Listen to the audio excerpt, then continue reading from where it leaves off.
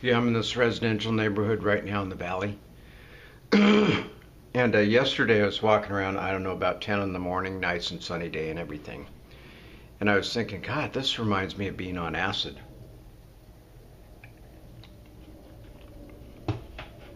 How would I know that? I don't know. But I got reminded that I thought I was on acid.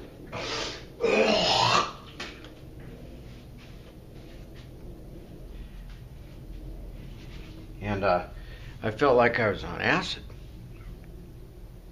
You know, it's a really beautiful day. The colors were really more vibrant and everything. And then, I thought, and then I realized that I'm taking a psychotropic med, and then I was taking a pain med, and maybe some kind of combination of them both just made like an acid trip. And then also,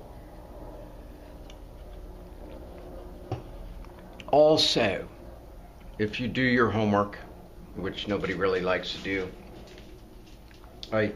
you'll find out that when they had the big LSD thing, when it was a big fad, when they're experimenting with it, when the 50s and 60s, the CIA and all them, they were actually large pharmaceutical companies who were trying to duplicate the chemicals. And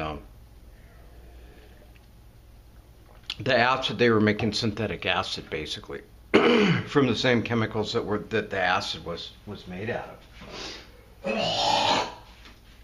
And what they don't tell you, or some people might, but that a lot of those drugs eventually came out of that chain, the synthetic acid, and then they branched off into like Prozac and Zoloft and different psychotropic medications and everything. And I was on this psychotropic medication, and then I just realized that, yeah, it's the same thing as acid basically. So that's why I was having the acid flashback. And then today, same thing. I've had acid flashback all day long. I think it's less intense right now because it was such a great flashback that I just didn't even want to bother videotaping. I was just thoroughly enjoying it.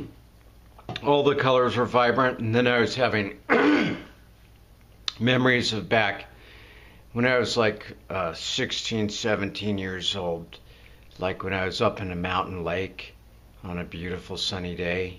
The water was so clear. I was fishing for dolly vardens in this lake. They're green and red and brown speckled trout, and I was fishing for them. And then I remember throwing rocks in the water. It's just these beautiful cliffs and this crystal clear blue water up in these alpine lakes. They're all surrounded by pine trees, and you can smell the really nice sweet smell of pine. And you could throw a rock in the water. The water was so clear and so deep that you could throw a rock in the water, a big rock, and watch it sink for like 10 minutes. I mean, that's pretty amazing. We can still see the same rock sinking for 10 minutes. That's a clear lake. And a deep one at that. But sorry about it. It's totally impolite. It's really of me to spit. People don't like when you spit on camera. It's not polite. It's not good camera etiquette. But yeah, basically. So today was the same thing, and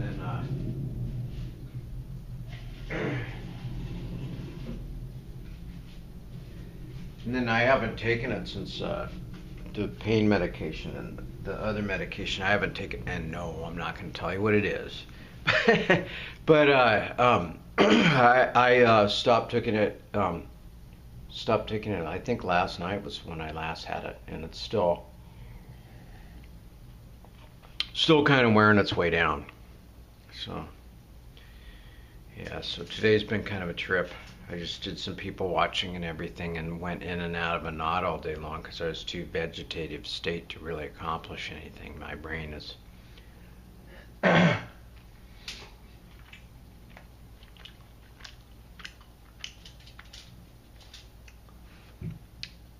See this?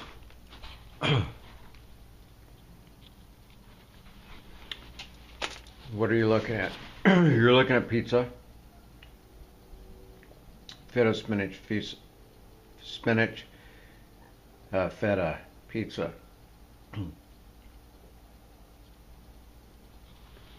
But what's unique about this pizza?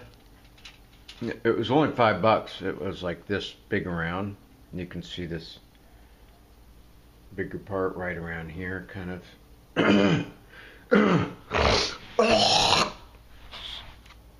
It was that big around, and God, I don't know why I'm doing this. Maybe it's the dairy and the cheese is causing the phlegm or something, but it's an organic pizza. Totally cool. Now, if you would have told me 15 years ago that I'd be eating organic frozen pizza in 15 years, I might believe it, but I'd be kind of reluctant to, but I mean, an organic frozen pizza.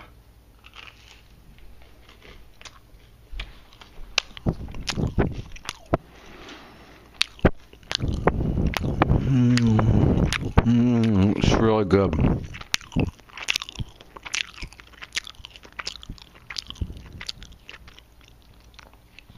feel like I'm in the Truman Show, kind of.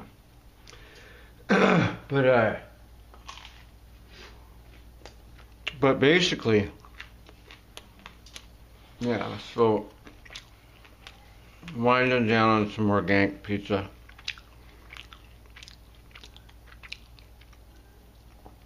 I wouldn't recommend doing acid before you go on an audition in a new agency. It's not a good idea. What happened was I was just loaded to the gills on acid I don't know about.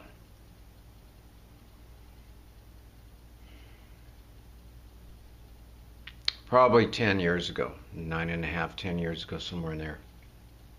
I was in a different country. I was in this agency, auditioning for the agency, and they get a lot of movie work and stuff, and I was just freaking totally plastered on acid, and I was so blasted I don't even remember what I said after that. But whatever I said during that meeting, the agency would never ever have anything to do with me ever again. So maybe it was a bad trip or something, or I don't. Yeah.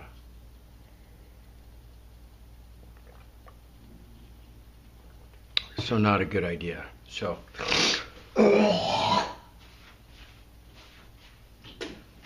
what I should have done, I was just being anxious, and I was even thinking about it. So I should have postponed, should have waited another day before I went to the agency, and then I wouldn't have gotten blacklisted from it. But oh well. And I still don't remember what I said, but it probably wasn't that good.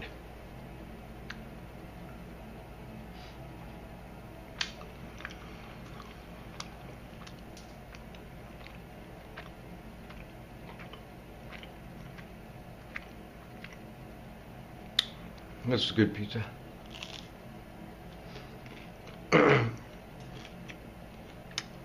So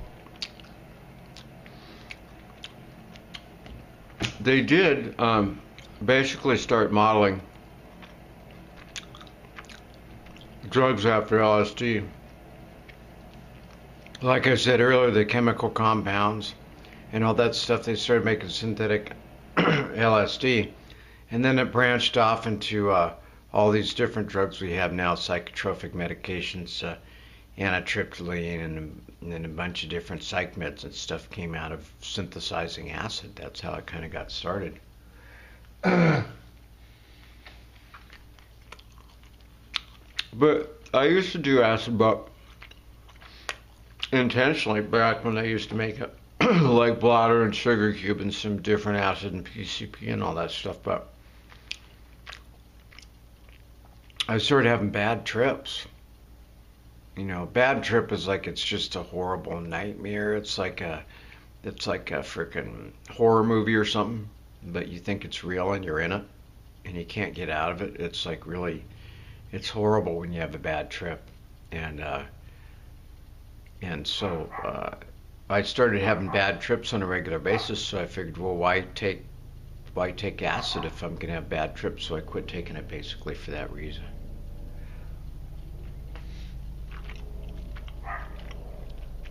Some people I've known and met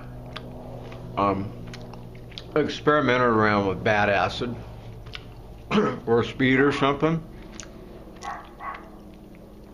because they can chemically mess it up and all that if they don't age it the right amount and keep the right temperatures and the right amount of light and all that stuff. If they don't make it correctly and they make bad acid, it can permanently screw up a person's brain chemistry for life. And I met a few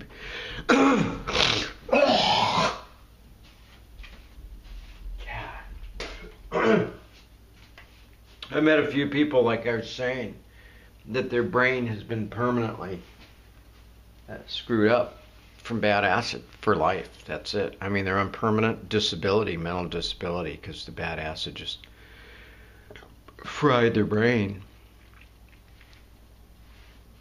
And I guess I'm really lucky, considering all the stuff I've done in my life, and I can actually put two thoughts together and think and reason and make decisions, and I'm not in a round room with padded walls because I bit somebody's nipples off in a blackout or something, you know. Like some people I know. Or knew.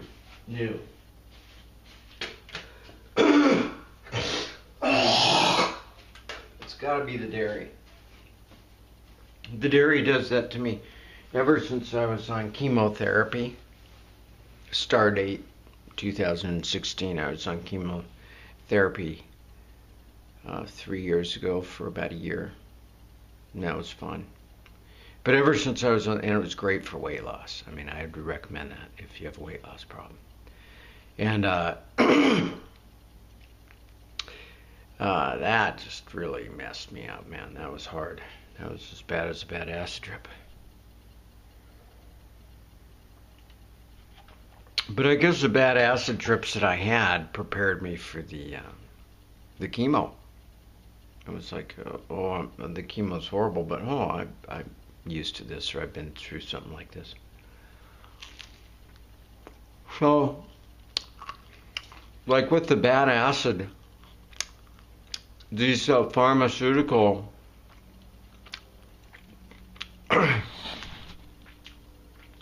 oh, might as well cut it.